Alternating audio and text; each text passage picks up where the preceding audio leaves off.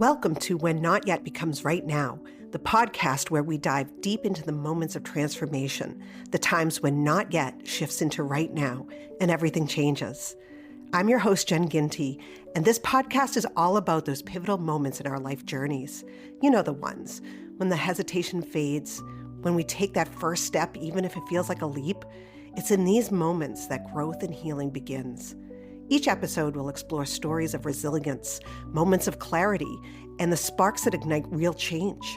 From personal experiences to expert insights, we'll uncover how people navigate the complex journey we call life and come out stronger on the other side. Whether you're searching for that spark in your own life or just curious about how change unfolds for others, you're in the right place. We'll discuss the ups and downs, the breakthroughs and setbacks, and how to embrace the right now, even when it feels out of reach. Because sometimes the hardest part of the journey is realizing that the moment you've been waiting for has already arrived. So take a deep breath, settle in, and let's get started. Hello and welcome to When Not Yet Becomes Right Now. Today's guest is Suzy Kratzig, a certified professional coach and the creator of Wise Women, Rise, Empower, Thrive. Suzy spent much of her early life searching for meaning around the world, from the Peace Corps in West Africa to international work abroad, while feeling quietly disconnected from herself. After surviving the 2010 Haitian earthquake, her healing journey reshaped everything. Today, Suzy helps women reconnect with their bodies, move through life transitions, and remember who they were before the world told them who to be. She believes healing happens in community and that we can always find our way home. Welcome, Suzy. Thank you for having me. It's nice to be here. Yes, I'm so glad that we were able to do this. We met through a mutual friend, and I'm so glad that she connected us. Me So too. tell us, Suzy, what is your origin story? So that's a big question. For the work that I do now, really the earthquake, I would say, is kind of what launched me down this path. I've always been someone who has been a seeker, I would say, but I have carried a lot of self-doubt that and fear that has held me back and gotten in my way. And when I was in Haiti and the earthquake happened, I stayed afterwards, and there was this pivotal moment where I had the choice to return to the United States and or stay in Haiti and continue working in humanitarian response and be an emergency worker and travel the world. Professionally, I would have made a lot more money probably at that period in my life. It would have been kind of exciting in an interesting way, but internally, I knew that I wasn't okay. I had a certain level of self-awareness that it became very clear that I just in my body, I was not myself. And so I came home to heal. And shortly after I came back, I did get a PTSD diagnosis. And really, the process of healing PTSD is where I recognized that the quake, it didn't just quake open the earth, it kind of like quaked me open as well. And in that healing process, it revealed many other things from my past that I hadn't grappled with and hadn't healed. And just growing up, my relationship with my body and my relationship with self confidence. And so, being on that healing journey, I really dove into mind body connection. I did a lot of different modalities and I did therapy. I did EMDR therapy for the earthquake in particular. I did integrative breath work.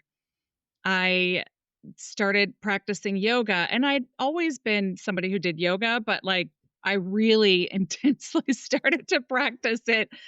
And I ended up becoming a facilitator of a program called TIMBo, which stands for Trauma Informed Mind Body. And that program launched me on this pathway that eventually led to where I am now, because it's a program for women to heal from chronic stress and trauma.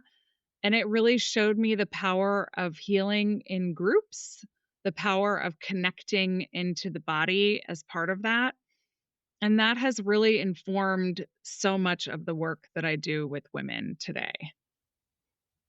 Wow. I definitely want to hear more about TIMBo.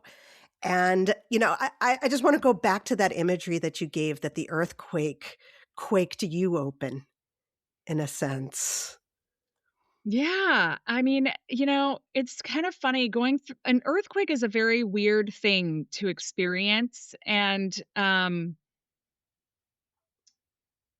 would say it shook me. There's so many metaphors to use. It shook me to my core and to my foundations because really nowhere felt safe. Like being on planet Earth just didn't feel safe. And I remember being in a yoga class at Kripalu Yoga Center in Western Mass. They offered a free week for humanitarian relief workers for Haiti, and I got to go. And I was lying in Shavasana, and the woman leading the class said, "Now sink into the earth. Feel Mother Earth supporting you." And Mm. inside, I was cursing at this woman. How could you tell me to sink into the earth? The earth is not safe. What are you talking about? And I'm circling round to your question about it quaking me open, but I had to go through a process of healing that first through the integrative breath work. And in that process, I had these images come to my mind of our planet, which and of, the ebb and the flow and the cracks. Because after the earthquake, I literally remember driving down the street in Haiti and seeing actual physical cracks in the earth, like massive gaping holes. And on the one hand, that experience, one could look at it and say that, oh, it's broken. The earth is broken. And that's how I felt lying on that floor, that the earth was broken and that I was broken. But when I did this integrative breathwork experience, I had this image of how everything ebbs and flows, how the water on the earth goes in and out with the tides, and I had this image of the earth breathing, expanding and contracting. And of course, things are going to crack and things are going to open up because that's just the natural course of our experience. And so for me, of course, the earthquake cracked me open and revealed my past to me and revealed myself to me in a new way, revealed to me different things that I could choose to either cover back up and never look at or bring out and examine and decide, okay, what do I do with this? And I chose the latter, and it really served me. And I would not be where I am today if I hadn't dove into the work of doing that. Yeah. I've had the chance to also go to Kripalu, and we're in the same area, so it works for us. But it's interesting when you go into a kind of sacred space like that and open yourself up to that space and allowing the people who are there to move us through parts of our lives in a sense. I remember I was there and I decided to do a chakras class. And as we're opening our chakras, my heart chakra came open and I started crying so hard that they had to get rid of everybody out of the room and help me close my heart chakra. And that powerful work is something that sometimes you don't expect, but should be expected, I guess. What do you think? Yeah, I mean, I think it's hard to expect something you haven't experienced yet, right? And I mean, I've had this experience recently where logically I've heard this one particular message over and over and over and over and over again, but it's like theoretically I get it, but actually bringing it into the body is a totally different experience. And I love that you got opened up, right? Because Yeah. it sounds like it was such a huge release. And I think sometimes it takes leaving our comfort zone and being in, I mean, I would like to say a holy space, whether you're religious or not, just being in this space of opening to be able to allow for that, right? And I think too, when I think back to that woman, for example, like internally on the mat, I was cursing at this woman. But sometimes the things that trigger us the most are the arrows that point the way forward, right? Like that's one of the things that I've learned through doing this work now for such a long time is that when I have a super strong reaction to something, that is where the healing is needed. And that's pointing the direction. All right, run towards it. And I used to never run, by the way. I've like much of my life, I'm like, let me like stick one toe in. Let me half-ass this and see if I can get there. And now I'm embracing the running because why would I wait? Why would I wait to resolve something? Yeah. And as we're talking, the word trust comes to mind, that we trusted that sacred space. Yes. Yes, and I think trust ourselves to be able to handle it and trust our bodies to know what to do, right? I think that's a big part of it. And that's Yeah. also the scary part too. Like, just Yeah. because we trust doesn't mean it's not scary, right? Like, it can still Right. feel terrifying to go there. Trust is such an issue for me on both ends of trusting others and trusting myself. Mhm. And I think that's a major trauma response. I've Yes. spoken about intuition with women before and not being able to trust my intuition because it didn't help me when I was a child. There was no knowledge of when something was going to happen, something bad was going to happen. So I learned to push my intuition aside and just stay in that fight or flight feeling.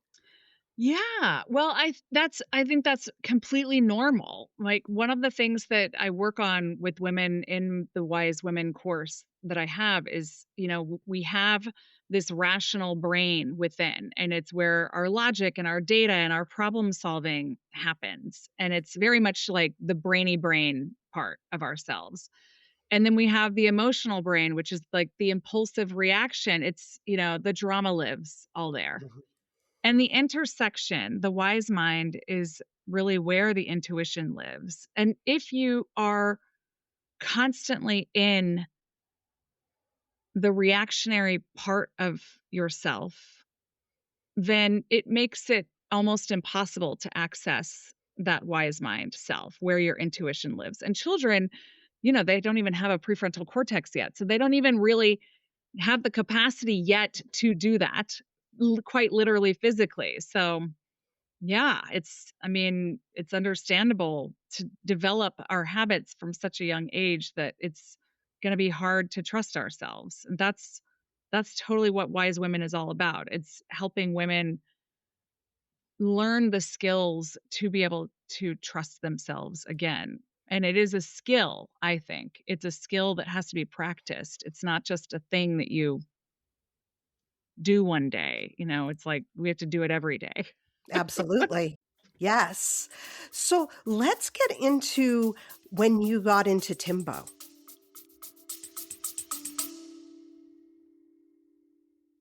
Little one learning to navigate their big emotions? Meet My Moody Monster, the pull apart buddy to help kids understand and manage their feelings. With its fun, interactive design, Moody turns tough feelings into teachable moments, giving your child a playful way to express themselves. Whether it's after a rough day or when those big frustrations hit, Moody is there to lend a hand. Perfect for calming down or even just a cuddle. My Moody Monster helps your child communicate their emotions while learning healthy coping skills. Go to mymoodymonster.com to learn about Moody today.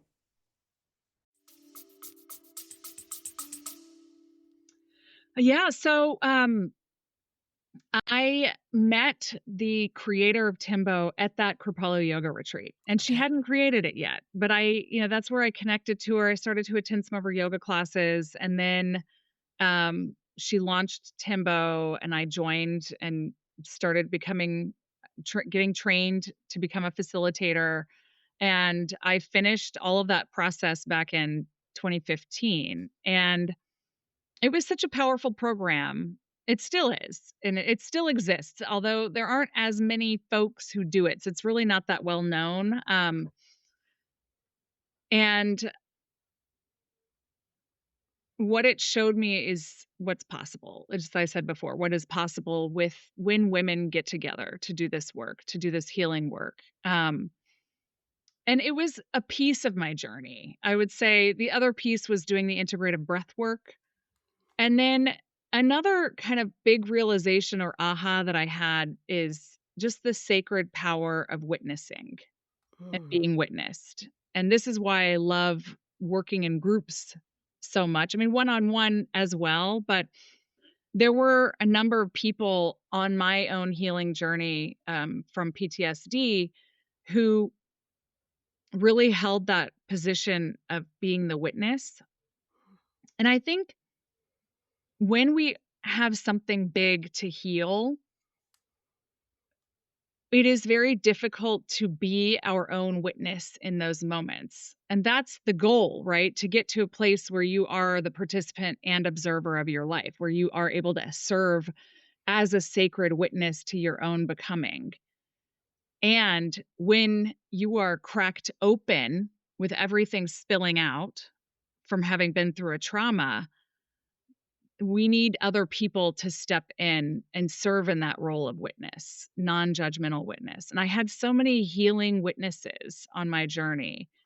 And working in a group, then you get a whole group of people witnessing, which is magical in and of itself. And TIMBo showed me that power. And I still, I co-facilitated a TIMBo group. TIMBo is typically co-facilitated with somebody else, and I did co-facilitate a TIMBo group about a year and a half ago. That was pretty great. And then I kind of learned some additional modalities and other healing practices and frameworks, and that feel like next level for me. And that's I can draw on both everything I learned from TIMBo, but also the energy leadership framework for the course that I created. So it draws from so much of what I learned, but it is something new and different. Yeah. I love this idea of witnessing, especially for yourself.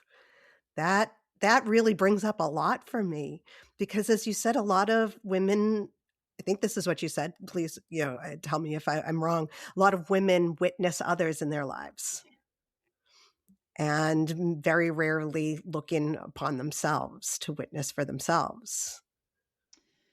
Yeah, I mean, I think witnessing for yourself is a skill, right? Because you kind of have to be able to access that wise mind space. It's very difficult to be a participant observer of oneself. And I mean, I would say like if in the energy leadership framework that I also use a lot in my work, we would call that level 7 energy. And no one lives there all the time. It's just impossible. I mean, probably the Dalai Lama gets close, but, like, Mhm. really no one can live there, but we can go there. We can learn how to go there more frequently. Um, and it's a skill that we can practice. The more that we practice using it, the more that we build our toolbox to be able to access that space, the easier it gets. I think what you said, though, is so true that women witness for other people so often.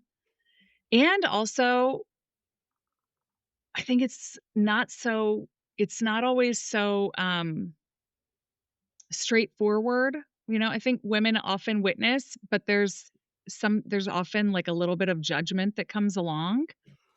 And so it's really difficult, and that's also what gets in the way of our own witnessing, right? Because when we bring judgment in the car with us, we can't really be a true participant observer. Mm, And so finding witnesses to come into our lives that who are able to withhold judgment and truly be present without judgment for our healing, that's where healing becomes possible, in my mhm. view. That's beautiful. And yeah, it's really hard to keep that judgment out. I mean, I learned it so young that people are judging me. And I guess that kind of just fell upon me to start judging, Yeah. and especially myself. It's really hard to get out of that judgmental mindset. Yes. I mean, that is our self protection mechanism, right? Like, that's what keeps us safe because we have to judge to live in this everyday world, from the stone ages of, let me look at this fruit and decide, is it poisonous and going to kill me, or is it going to, nourish my body? Like, our whole lives are built around making different judgments. So, of course, it's going to be very difficult not to judge in our everyday lives and impossible, right? Like, we're going to do it.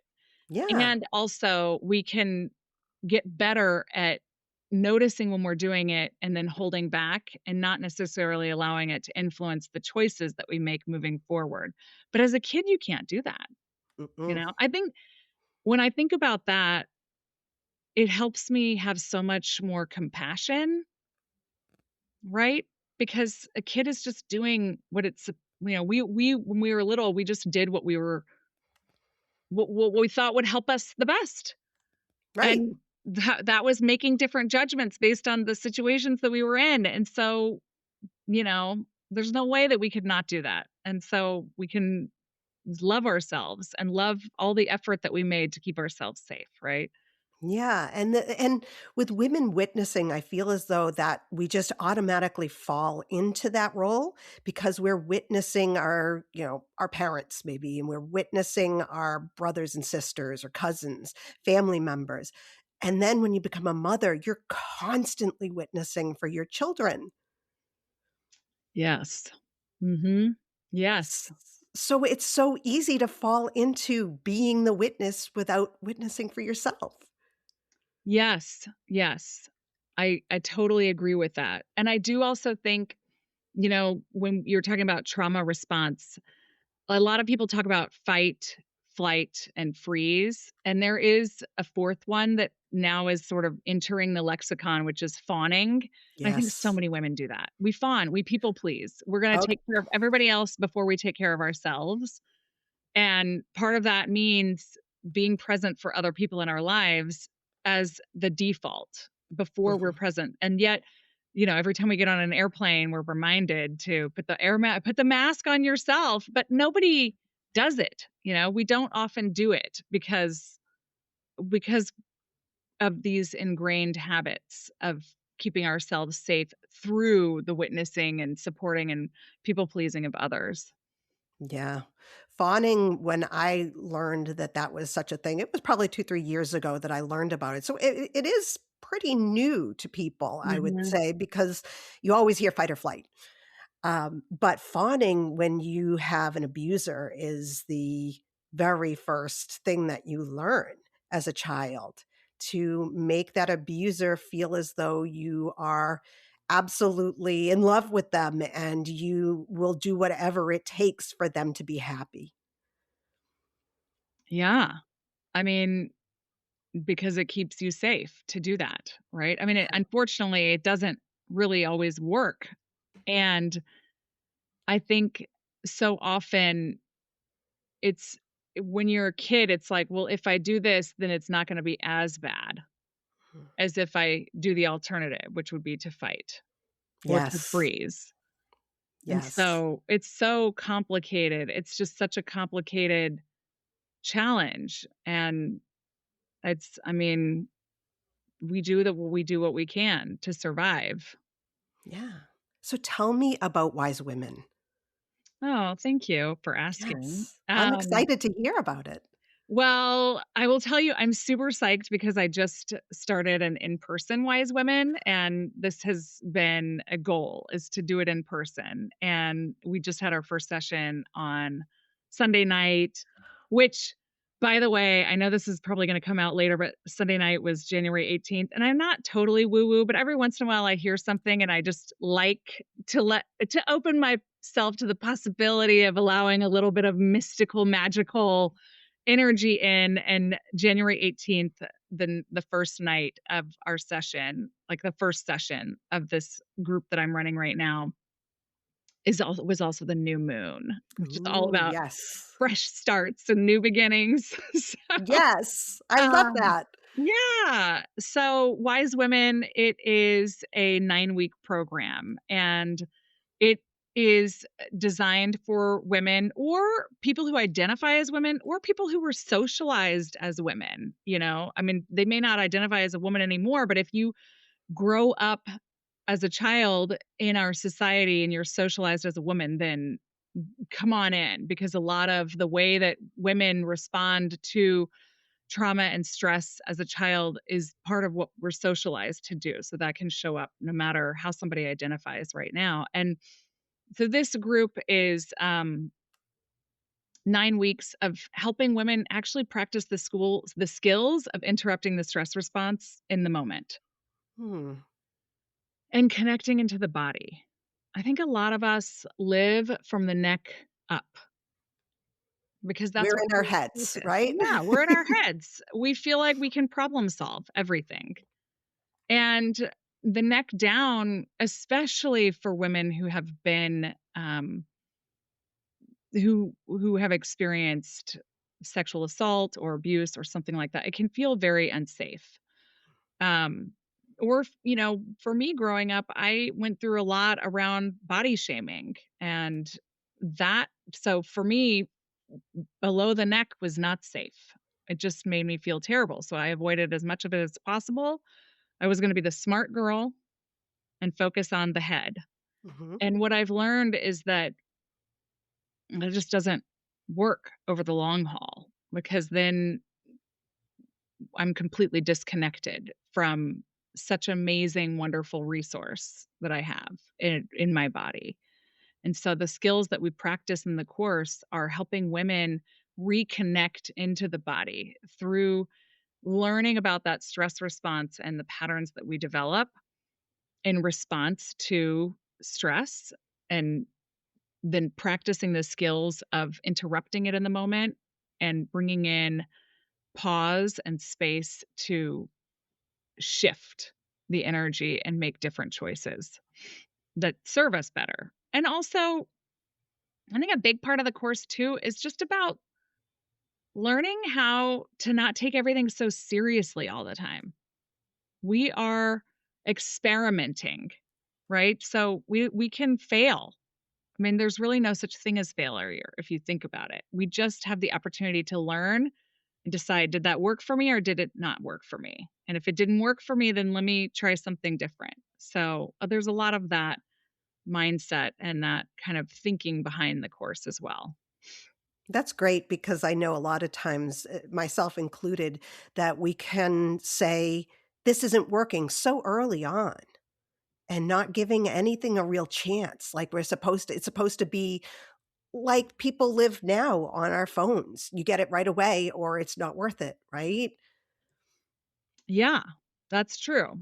That's true.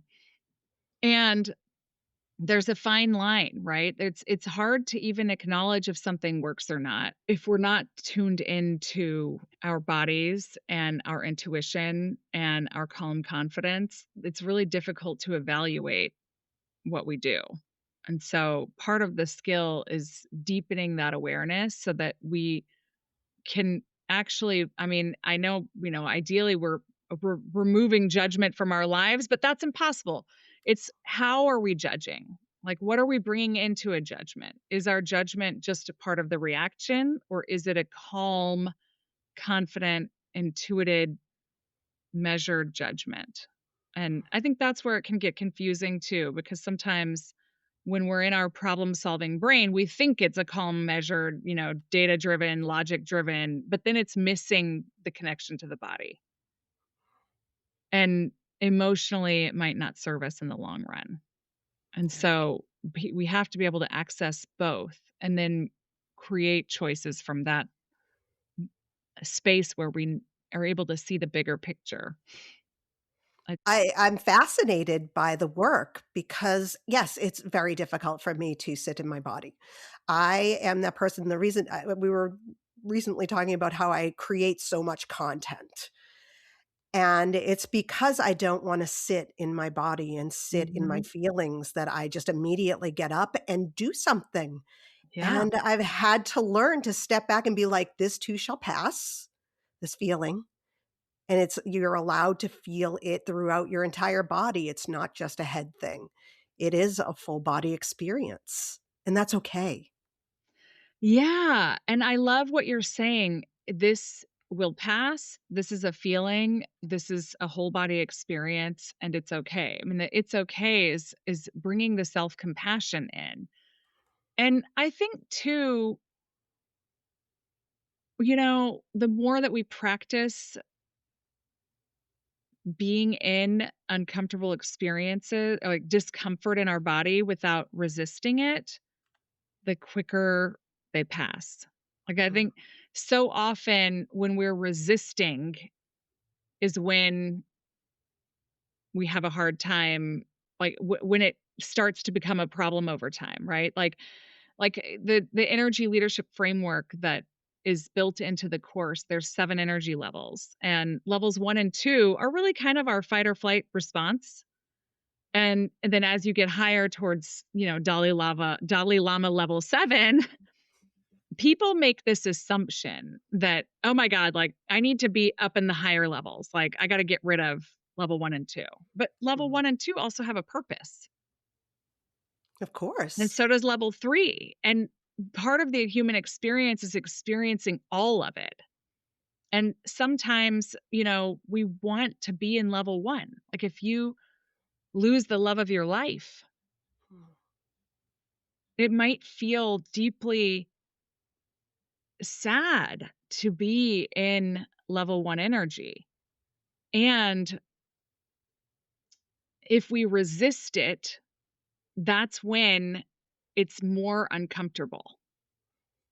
Whereas if you dive into it and you're able to be fully in it and you just swim in it and live there until it passes, there's a song, Beauty in the Breakdown. Like there can be a level of like beauty in being able to honor the experience of true grief. And by the way, I say this and I've grieved, but I mean, people can tell me if I'm off base here. But this is in general Yeah. level 1 and level 2, that's the way I see it. Like sometimes we are meant to be there, but it's going to feel different when we go there willingly by choice as a means of honoring our human experience versus being dragged there because and trying to get out of it as quick as possible, right? Like when you're like, "Oh my god, I gotta go create some content because I don't wanna sit with this."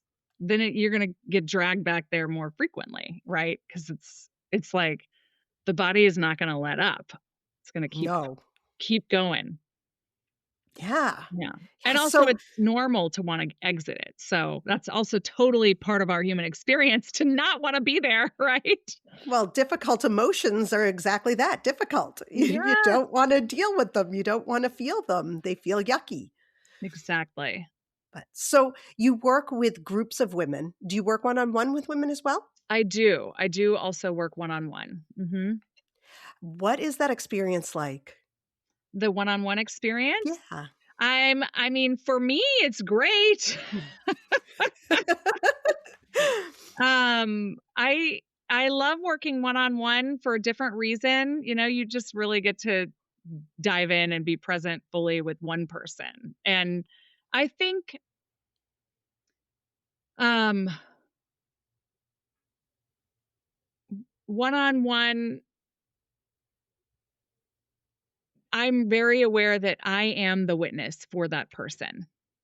And and that it's like such an honor to be able to hold that position for my one-on-one clients and to be able to support them through whatever they are trying to do in their lives. And I mean, sometimes it's very like lifey life stuff. It's not always, you know, healing something horrendous that happened. I mean, sometimes it's that, but sometimes it's just, like something related to work that people want to work through. And I get to witness that. And I think one of the things that's cool about one on one is that people, how we show up in our day to day lives, like the little bitty things that don't seem like a big deal, are often the way to get in to the deeper things because it doesn't feel so weighty, right? Like if we're talking about a work relationship and we're working on a work relationship, that's much easier than working on a relationship with a parent. But a lot Yeah. of the same dynamics show up in the relationship at work. And Oh, very so interesting. when you're working through that with somebody, what I love the most is when there are these aha moments of, "Oh my god, this is a pattern that I'm very familiar with." And it relates back to my relationship with, like, my mother, for example. And then the way in feels less risky, but we still get to go there, right? Hmm. So that's kind of a cool thing about doing one-on-one work. And that happens in the big group too, but there's not as much time to go into the nitty-gritty details of every individual relationship that everybody has in the group in their lives. So I can see that. Mhm. So you just started your first in-person. That's Mhm. so exciting. What was the first in-person experience like for you? It was a lot of fun. I mean, of course, I am always learning and evaluating my own work. So I have things that I want to shift and change the next first session that I do.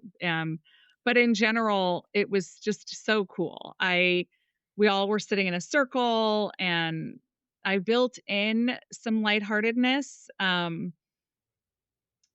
We did like a little session of laughter yoga, which was just a lot of fun. That sounds awesome. And kind of a very vulnerable but lighthearted way to build connection, and I'm really looking forward to it. I feel like it's gonna be an amazing group, and the women are really invested and, hopeful, and yeah, it's When you're speaking with a woman who's interested in joining the group, how do you describe it to them?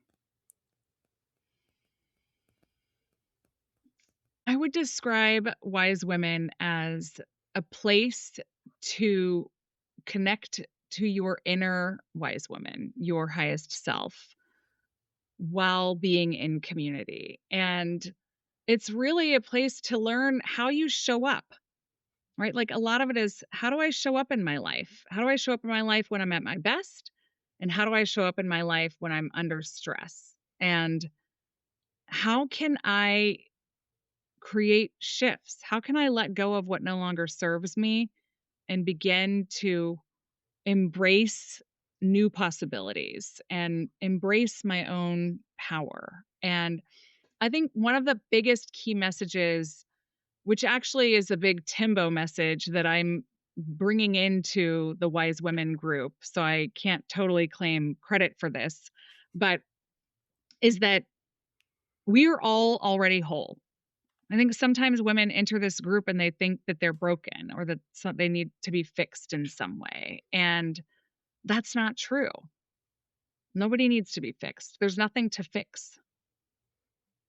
Yeah. We're all human. We are all whole human beings. Sometimes the goal is to see ourselves that way and to practice being in the power of who we already are. And so, Wise Women is an experience to practice seeing yourself and being in the power of you as you already are without all the little hangups that get in the way. so often. Well, that sounds wonderful. Well, thank you. It sounds like an incredible experience. Well, you and whoever else would like to Mm. join, just reach out. I'd love to have you. And I how also can we do offer it that? online, huh? Yeah, how can we do that? How do we get in touch with you? Where can we find you? So you can find me on LinkedIn at Suzanne Kratzig, SUZANNE KRATZIG. I'm also on Instagram at Suzanne Kratzig. And then I have a website, which is turtlefire.life. Ooh, I like that. Turtlefire.life, not .com. If you go there, that's not going to work, but .life. Wonderful. Oh, well, Thank thank you. you so much for sharing, Thank Suzy. you This for has been having me. amazing. And I also just wanna say that I'd like to, on your behalf, do a plug for you. We Oh, got my Moody Monster for my okay. daughter I was gonna for ask you. Christmas, and she loves her Moody Monster, and Oh, we went to Mexico City to visit family, and she could only pick 2 stuffies, and she brought Moody Monster with her. So, thank you so much for what you've been putting into the world. It's been wonderful to watch my daughter use Moody Monster, and, yeah, it's been great. oh, I'm so glad. Yeah, I was gonna ask you how Moody was fitting into the family. I'm so glad that he's been helpful. Yeah, I will say that I think my daughter loves Moody so much that she doesn't necessarily wanna beat him up. Yeah, I So can see I'm that, kinda yeah. like, "Okay, let's, we can practice this, we can practice thinking about, we can still go to Moody." Like, Moody is there to help you with your Right. emotions. So That's why Moody was created to help you get out all those frustrations. exactly. So, but it's been fun. Thank you. Great. Thank you Moody so is darn cute, much. by the way. Oh, thanks. Yeah, I think he's pretty cute. Well, thank you again, and this has been a wonderful conversation, No, thank you so much, Jen. It's been a pleasure. I really appreciate you inviting me on. and I appreciate you coming on. Thank you. Thank you for joining us for this episode of the podcast. This show is produced by Phoenix Freed LLC, and I'm your producer, Jen Ginty. We hope you found today's conversation insightful and inspiring. If you have a story of your own about when a not yet moment became right now, we encourage you to reach out and share it. You can find more information about being a guest on our show at whennotYetBecomesRightNow.com. Remember, you are not alone on your journey, whether it's a journey of healing, growth, or transformation. Every story matters. Thank you for listening, and we'll catch you next time with another inspiring episode.